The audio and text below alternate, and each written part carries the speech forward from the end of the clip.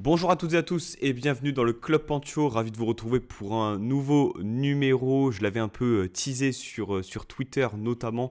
On va parler d'un joueur qui n'a pas passé la saison dernière du côté de l'OGC Nice, qui était en prêt comme certains.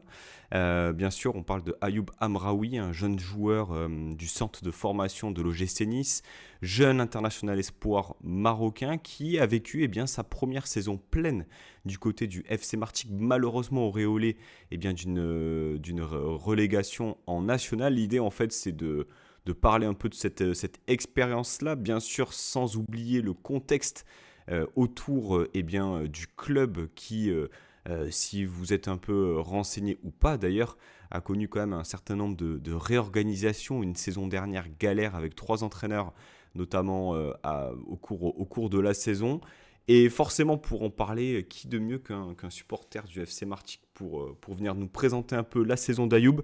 J'ai le plaisir d'accueillir Jean-Marc. Salut Jean-Marc, comment tu vas? Ça va bien, merci pour l'invitation en tout cas. Avec plaisir. Alors, comme je te l'ai dit un peu avant qu'on lance, je vais te laisser te présenter et que tu nous donnes un peu le lien que tu entretiens avec Martigues. Écoute, moi je suis supporter du FCM depuis toujours, hein, même si c'est pas facile aujourd'hui d'être à côté de l'Olympique de Marseille qui prend énormément de place dans la région. On le voit notamment au stade hein, où les supporters tendent plutôt à aller au Vélodrome plutôt qu'à Francis-Turcoing, même les gens qui habitent sur Martigues. Mais depuis même les années galères du FCM, je suis là. En tout cas, on est une poignée de supporters fidèles et cette année on a vécu ça faisait un petit moment, le monde pro.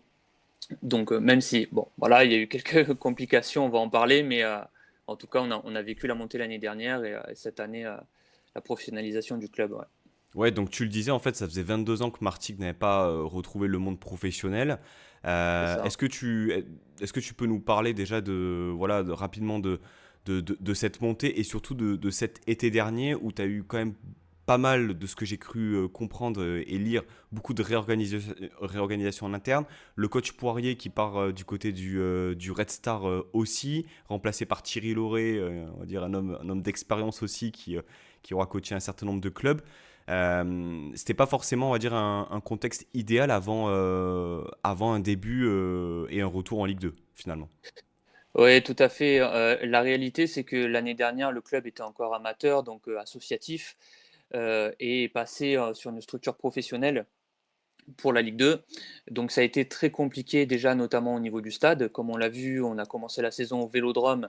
Ça a été un gouffre financier sans nom. Vraiment, on était entre 150 et 175 000 euros par match sur la location du stade. Et encore, on était sur une configuration à 10 000 places. Donc ça, c'était compliqué. Puis après, on est parti sur Guignon parce que dans la région, malheureusement, il n'y a aucun stade qui est aux normes. Stade du Nîmes Olympique, le président n'a pas voulu nous accueillir. Donc on est parti sur Guignon, donc ça faisait des déplacements très compliqués pour les joueurs. Je crois que c'est 5 heures, quelque chose comme ça, ou 6 heures de route. Sans donc déjà voilà, sur ce point de vue-là. Ensuite, la réorganisation en interne du club pour préciser le tout. Donc changement d'entraîneur. On a choisi Loré sur CV. Hein, c'est une réalité. On n'a pas regardé en fait pour faire une continuité dans un effectif qui se connaissait déjà. La propriétaire américaine du League, qui malheureusement ne connaît pas grand-chose au football, a été conseillée par un homme dont on connaît tous le nom, Bernès, qui a notamment voilà, ce nom de Loré, et donc on a favorisé un CV plutôt que en fait une cohésion de groupe. Ce qui a fait qu'on a vu, hein, à la mi-saison, on était dernier avec 9 points.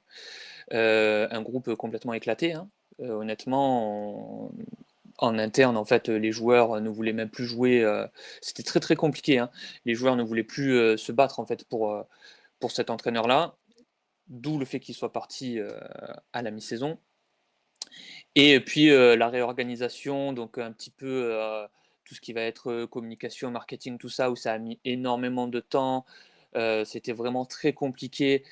Par exemple, pour les maillots, on a pu les avoir peut-être, je crois, au mois d'avril ou début mai pour acheter. Tu vois, c'est vraiment, ça a été catastrophique. Honnêtement, ça a été catastrophique cette année pour nous les supporters en tout cas, très, très compliqué. Puis après on l'a vu le résultat sur, le sportif en fait. Tout ce qui découle du sportif finalement, c'est parce qu'en coulisses, ça allait pas du tout.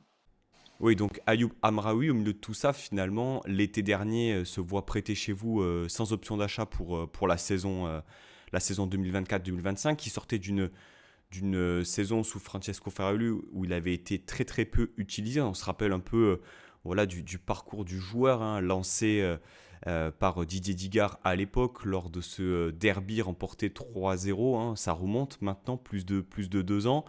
C'est un joueur qui avait été également prêté consécutivement également à Amiens. Il y avait eu aussi ce prêt de 7 jours du côté de Nancy.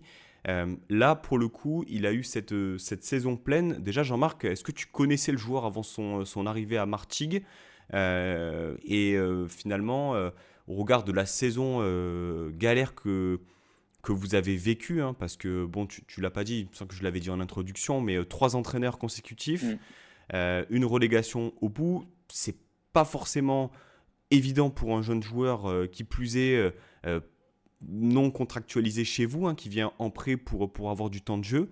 Au milieu de tout ça, finalement, est-ce que tu considères que le joueur, alors je ne l'ai pas dit, hein, 30 matchs de Ligue 2 sur 34, 2 buts, 4 passes décisives, il a eu également 3 matchs de Coupe de France, est-ce qu'il a surnagé au milieu de tout ça ou enfin comment est-ce que tu juges la saison d'Amraoui?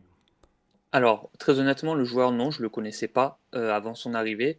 Après, il faut dire que nous, la stratégie de recrutement, ça a toujours été la même ces dernières années, c'est-à-dire qu'on a quand même eu le plus petit budget de Ligue 2. Et donc c'était toujours d'aller chercher, ou des anciens joueurs expérimentés en agent libre ou alors se faire prêter de jeunes joueurs, qui venaient de clubs, notamment voilà de Ligue 1 comme l'OGC Nice.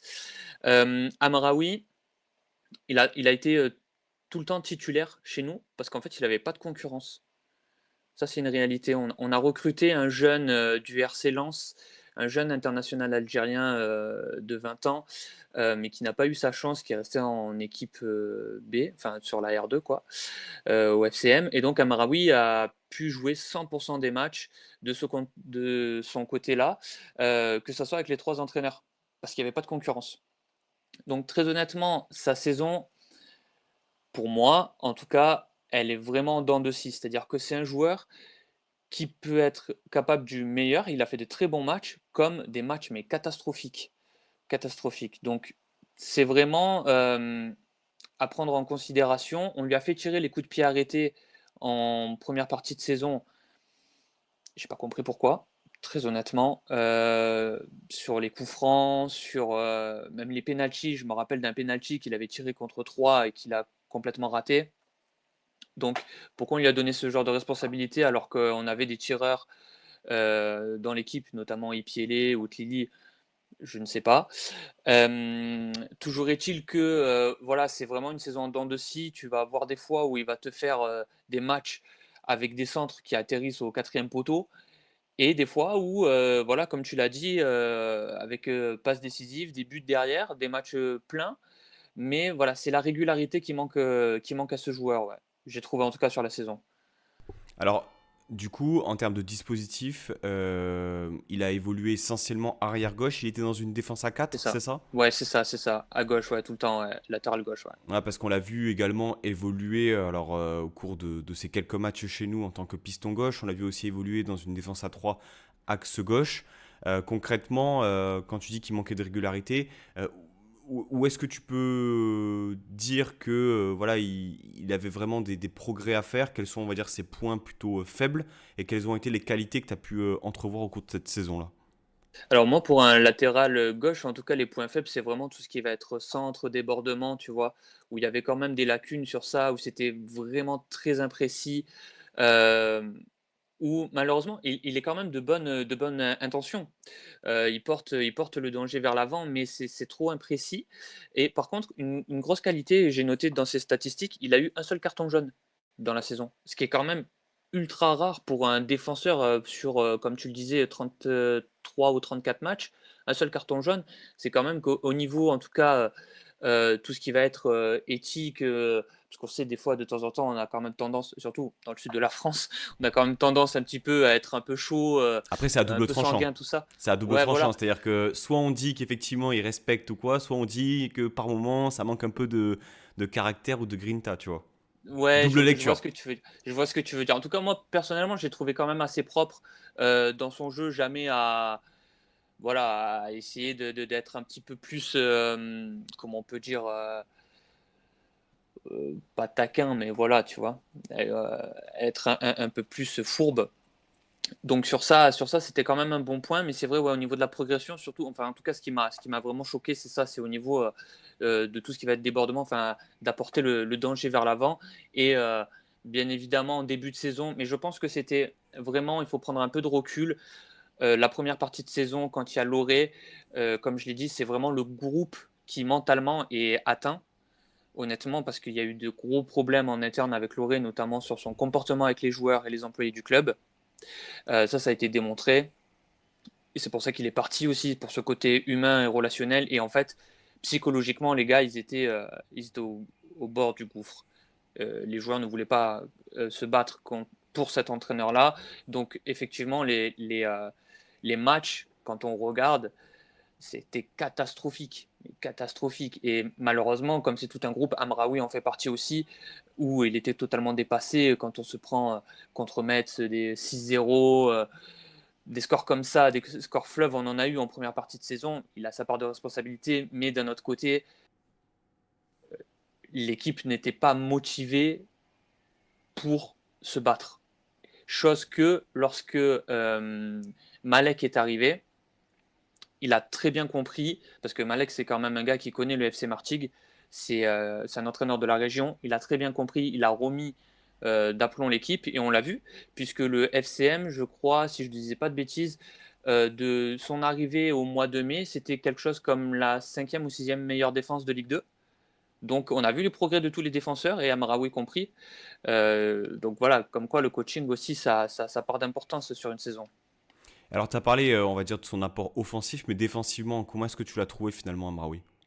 Amraoui, bah, à l'image du groupe, hein, première partie de saison catastrophique, malheureusement. De toute façon, on le voit, on prend que 9 points hein, jusqu'au mois de décembre, avec la pire défense.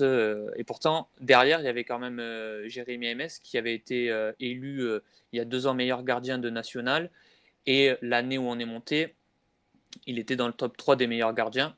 Donc, quelque part, voilà, il y avait quand même quelque chose, un gardien solide derrière, mais malheureusement, Amraoui aussi était débordé aussi. Je me rappelle sur tout ce qui était jeu de tête, ça a été assez compliqué jusqu'à ce changement d'entraîneur, parce que il y a eu donc l'entraîneur par intérim, Bouillon, qui était là et qui a fait peut-être un match de Coupe de France, je crois, et un match de championnat, si je me rappelle bien, qui était là vraiment pour.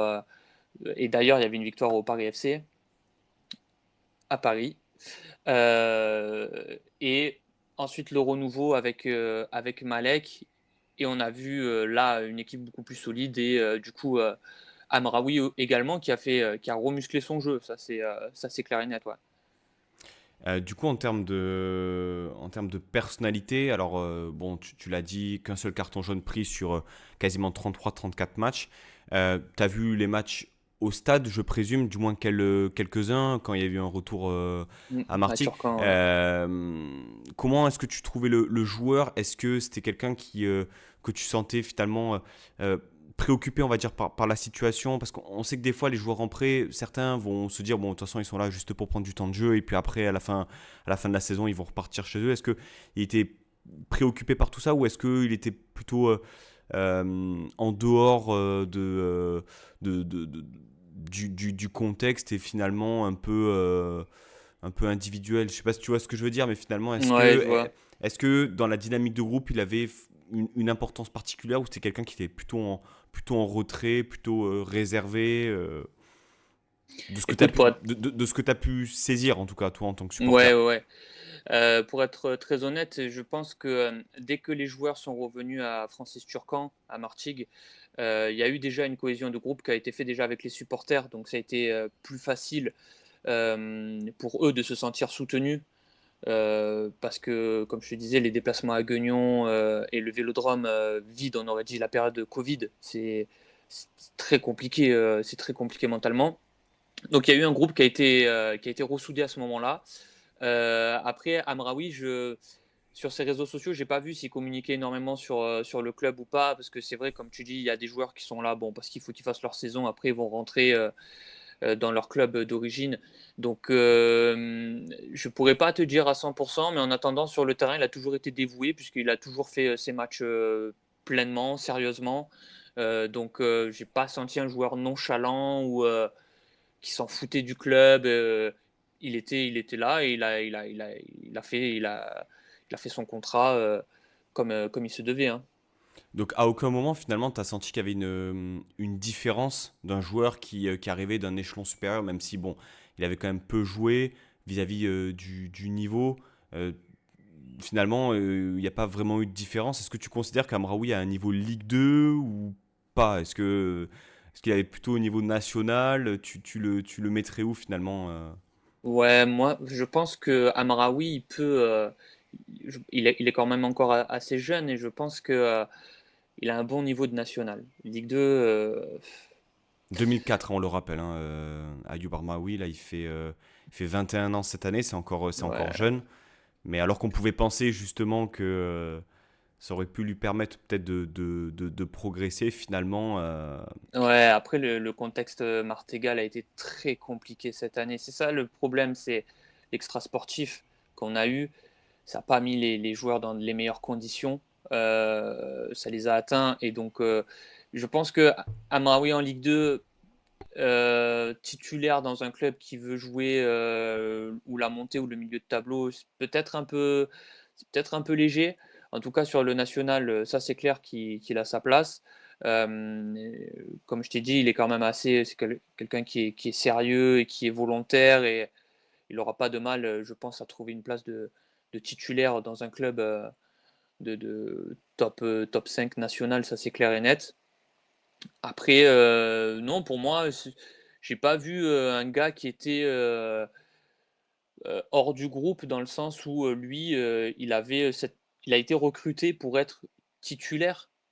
Donc il savait et il a joué sa carte à fond, hein. Ça c'est clair et net, hein. Il s'est pas reposé tranquillement en se disant moi à la fin de la saison c'est pas grave, je retourne à Nice.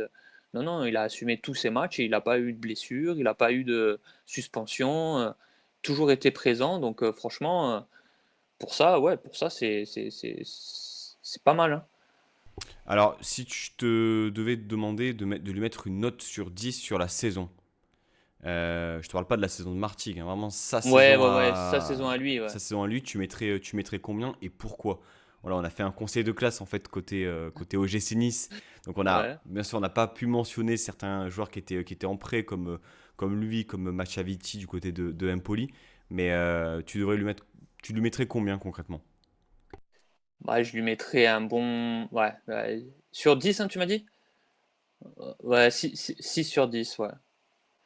Ouais, 6 sur 10, il a de la marge quand même encore, hein. Il a de la marge, il faut qu'il s'endurcisse un petit peu. Après, voilà, comme on l'a dit, il est quand même assez jeune. Il a eu peut-être des expériences qui ont fait que on lui a peut-être pas fait confiance auparavant, etc. Donc, il a découvert là cette année finalement le vrai monde pro. Non, et l'année dernière, c'était quoi? C'était Amiens, non, où il était en prêt? Bah, il y a eu une sorte d'imbroglio parce qu'il se fait prêter à Nancy, il fait 7 jours et puis il se fait prêter ensuite à Amiens et il joue Ouais. 9 matchs, je crois, sur la saison dernière. Mais avant ces 9 matchs-là, c'était un match de Coupe de France, je crois, contre Auxerre, période Farioli. Enfin, je veux dire, alors qu'il avait enchaîné peut-être une douzaine de matchs sous Digard, donc il a connu un peu les montagnes heureuses. Donc je pense que c'est pas évident, hein, parce qu'il avait démarré Ouais, bien sûr. plutôt bien à 19 ans à l'époque. Il avait même marqué en Coupe d'Europe. Ouais, 6 sur 10, c'est plutôt pas mal. Et pour terminer, Jean-Marc, si tu devais retenir des moments marquants de Amraoui sur la saison, que ce soit positif ou négatif, allez, un positif, un négatif, tu penses à quoi? Alors, en, en négatif, je repense le penalty contre 3. Franchement, j'étais au stade et tout. Je me suis dit, non, mais c'est. Parce qu'en plus, ça nous fait perdre le point du match nul. Donc, non, ça, franchement, je lui en veux. Et positif, je crois, si je dis pas de bêtises, quand même, il avait fait une bonne pré-saison parce qu'il avait marqué, mais c'est peut-être pour ça qu'ils lui ont fait tirer les coups de pied arrêtés. Je crois qu'il avait marqué un coup franc en pré-saison. Mais bon, je pense que l'entraîneur il s'est emballé, mais complètement quoi derrière. c'est, c'est dommage. Non, après, franchement, sur la deuxième partie de saison, très honnêtement, les matchs ont été, comme je te disais, très sérieux, très aboutis. Et franchement, sur l'ensemble, c'était carré. Et comme je t'ai dit, sur les statistiques de la défense du FCM, on l'a vu. On l'a vu. Donc, non, deuxième partie de saison, bien mieux, quoi. Bien mieux. On arrive sur la fin. Est-ce que tu voyais quelque chose à rajouter ou pas sur Amraoui? Là, honnêtement, de ce que tu nous dis, bon, je me suis dit peut-être positivement, enfin avec l'optimisme qui me définit, peut-être qu'il aura sa carte à jouer, mais là de ce que tu me dis, ça paraît quand même être difficilement atteignable qu'il gratte quelques minutes en Ligue 1, quoi. Ah, je pense, hein. Je pense que honnêtement, comme je t'ai dit, il est peut-être un petit peu léger pour la Ligue 1. Déjà en Ligue 2, il a eu du mal face à certaines attaques. Alors la Ligue 1, c'est quand même un autre niveau, hein. C'est un autre niveau. Mais à mon avis, c'est le genre de joueur qui va repartir certainement encore en prêt hein, pour la saison à venir. C'est possible, faut voir aussi son contrat, le nombre d'années qui lui reste, voir aussi ce qu'il est possible de faire. En tout cas, je te remercie Jean-Marc pour Avec ces plaisir. précisions. Voilà, l'année dernière, on avait commencé à, voilà, à faire ces petits numéros, on avait parlé de Bonani, souvenez-vous, on avait parlé de Ilié aussi, qui était en prêt du côté de Lausanne. Toujours intéressant d'avoir des éléments aussi avant le retour d'Ayoub. Chez nous, puisque à la reprise de l'entraînement, eh bien, au moment où on tourne ce numéro, ben, c'est le 23, hein, donc dans moins de 10 jours, dans 8 jours précisément, courte période de vacances. Jean-Marc, est-ce qu'on peut te souhaiter une bonne intersaison, plutôt calme du côté de Martigues et Ah, ça va pas être calme du tout. Ouais, j'ai lu un peu. Alors, je vous invite à aller checker aussi son compte Twitter. Je lis voilà la DNCG. Déjà, ça va être quelque chose Ouais, ça d'assez va être important. très compliqué, ouais, très compliqué. On verra. Voilà. Bon, écoute, merci en tout cas pour ces éléments. Plein de bonnes choses eh bien, à toi et au FC Martigues. Et puis nous, eh bien, on se retrouve très rapidement pour un numéro un peu spécial. On va parler de Jean-Pierre River et de Mercato. Voilà, je ne vous en dis pas plus. À très bientôt sur le Club Pancho. Prenez soin de vous. À bientôt. Ciao, ciao. Merci, ciao, ciao.